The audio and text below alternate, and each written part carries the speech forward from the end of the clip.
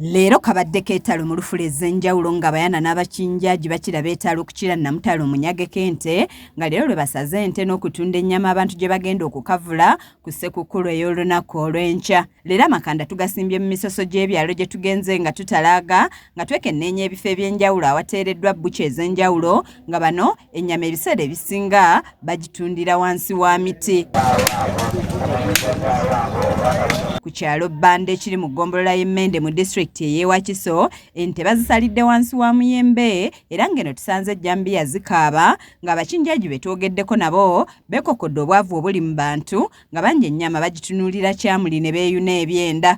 Ebyenda tuyimiridde mu kanaana abantu baliira ddala. Ndowooza bammaye ensonga lwaki ku nnyama tebaliiyo bulungi ku nnyama. Ku byenda basimbye layini bonna bali wano baagala kulwana ebyenda ebisavu. Economy expense ere greater than income soka n'olwekyo ofuna mutwalo n'okozesa ebiri kireza nti ezenkya ozozeewoze.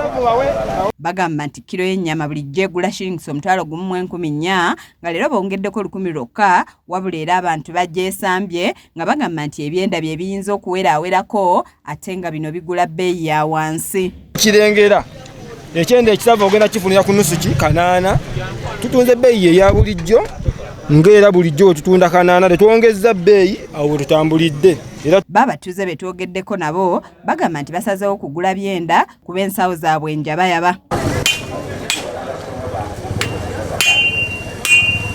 Bakasitoma bajja mpola mpola olw'okuba embeera abantu ate kati beeraliikirira simanya kafiizi simanyi oba okusoma kw'ennaku zino kwe twasomera nga tuwummula ne tulya akanyama naye kati ennaku zino neewuunyiza oli okuŋŋamba nti ate akasimu kafiizi naye.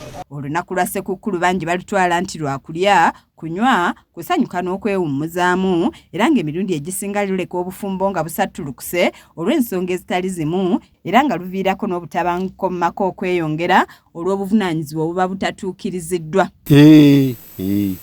Kubanga omuntu yandikyusiza ku lwe nayambala tasobodde kulwambala. Era olukadde lyasabiramu ku lwagenda okolaki okusabiramu kiri eri nti atuuse eri mu Mukama Katonda okutendereza.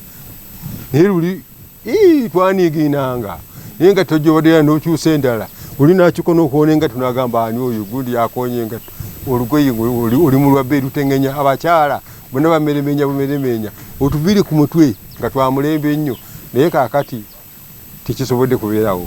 Kizza Peter yakusakidde eggulire lino ku lwa KSTV agaleero.